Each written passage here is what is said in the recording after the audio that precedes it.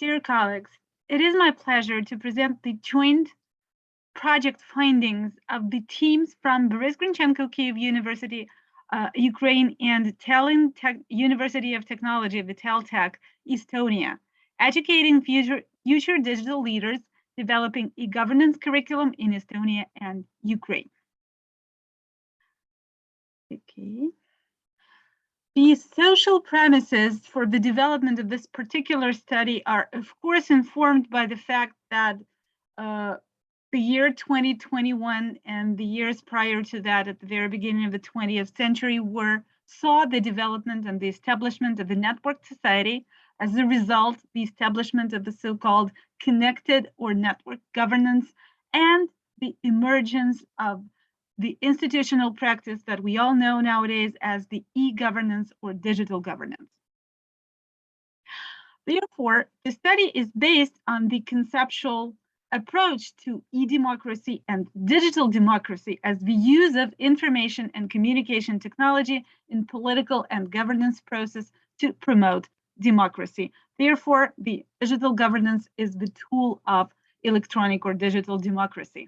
The overall study objective in this particular case that is being presented today is the critical review of best practices of two contrastive cases of e-governance curriculum implementation in higher educational institutions in a country that is a fully functional e-state, that is Estonia, and in a country that is an emergent e-state, and that is Ukraine.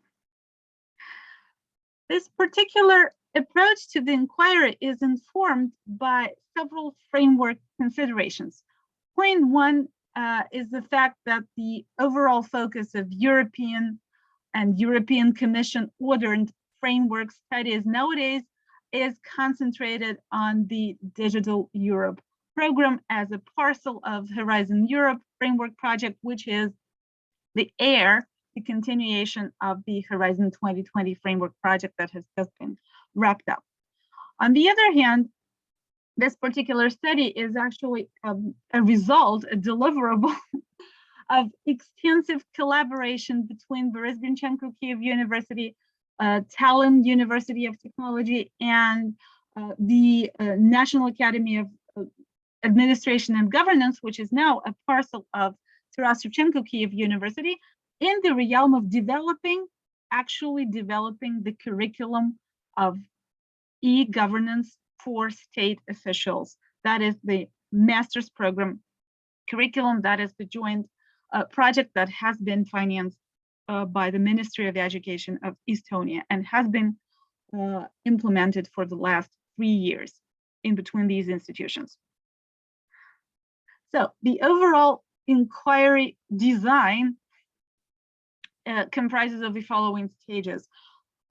It spans, these stages exceed a little bit the actual findings of this particular paper, but we are talking about a comprehensive project where all parts and all stages are interconnected. So first, we derive the e-governance activity as a profile. We derive the e-governance experience and application, practical application as a profile. Then we suggest an overview of e-governance case study in Estonia and in Ukraine for the purpose of to contrast and to compare the established and emergent e-governance paradigms.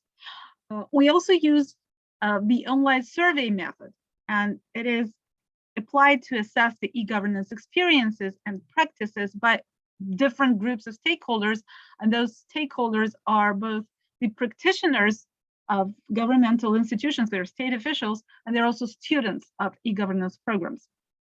They are, e-governance officials in training.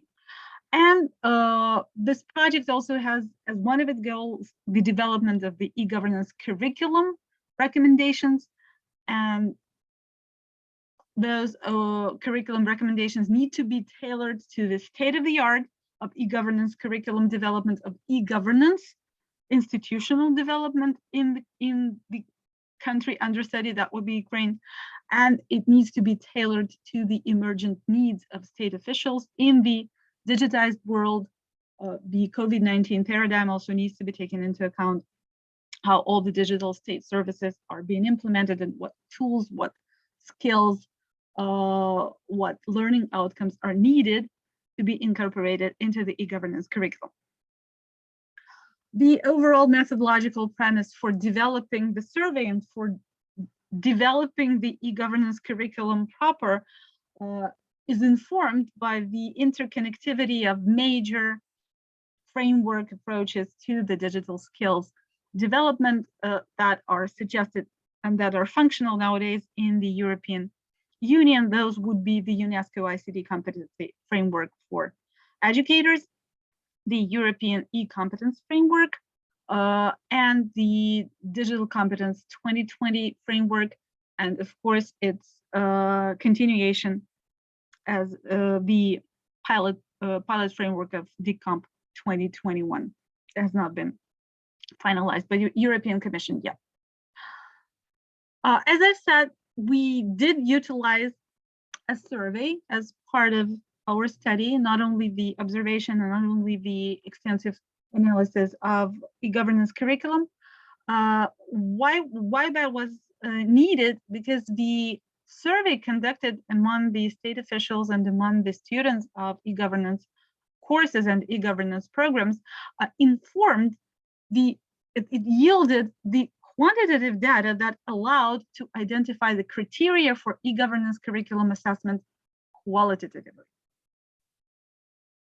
Okay, I shall not delve deep into the historical overview of the case study of Estonia as an electronic state. It has been presented extensively in the paper, and it can be found that information is openly accessible on the project side. However, I need to point out that Estonia has been documented ever since the early 90s. It has been documented. It has been following the roadmap of digitization of state services, digitization of citizenship, and digitization of educational practices. So up to now in Europe, that Estonia is the leader in e-governance and e-state services implementation, and one of the leaders in ICT literacy and digital literacy among the citizens overall.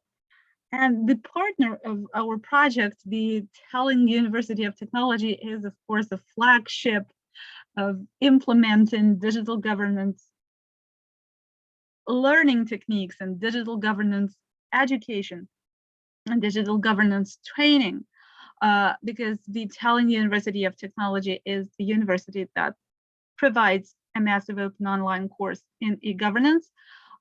It's working in close interconnectivity with e-Governance Academy of Estonia that provides counselorship not only to individuals but to whole countries as to the elaboration of e-governance best practices, as to the boosting of e-governance literacy among the officials, among the general public, among the political establishment, and so on, and among separate institutions.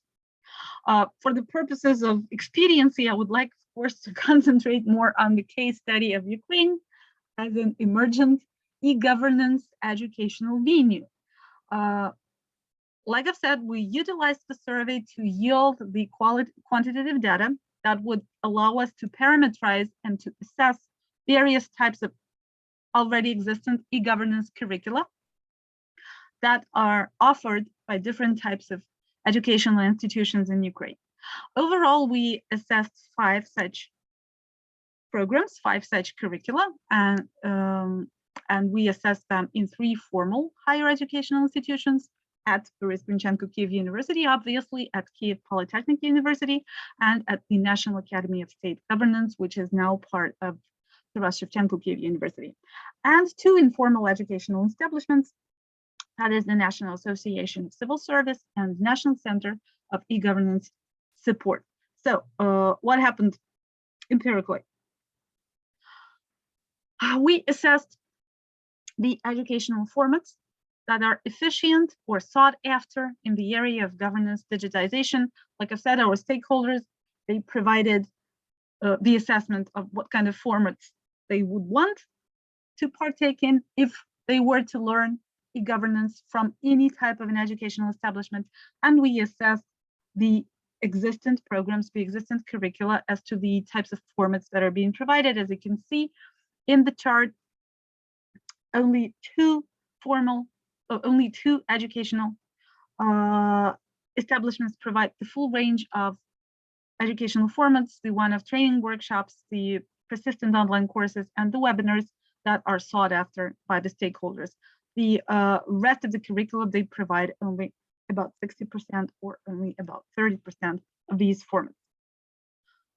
The next in assessment were the key educational components that are needed in the sphere of governance digitization. Those were identified, the variables were identified as e-service design and development, data protection, cybersecurity and integrity, case studies for digital skills development, and case studies for digital transformations. What is meant by the key educational components? Our respondents would want to see these names or these titles of courses provided in the structure of e-governance curriculum.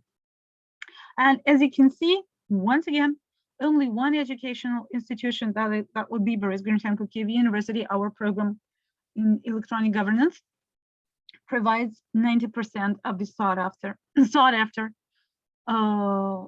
curriculum elements. The rest of the educational institutions only provide about 20 to 10% of the 30 to 10%, I'm sorry, of the sought after curriculum components.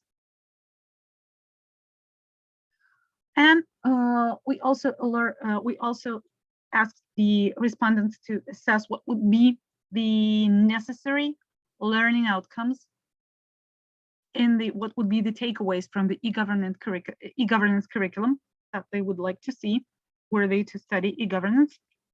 And the variables were identified as digital services development, digital basis operation. They would want to learn the skills in digital services development, digital basis operation, digital literacy and digital skills overall, not specifically pertaining to a sphere, digital workplace tools proficiency for state officials, and re-engineering of government services or reverse engineering of government services were such a necessity to be arisen.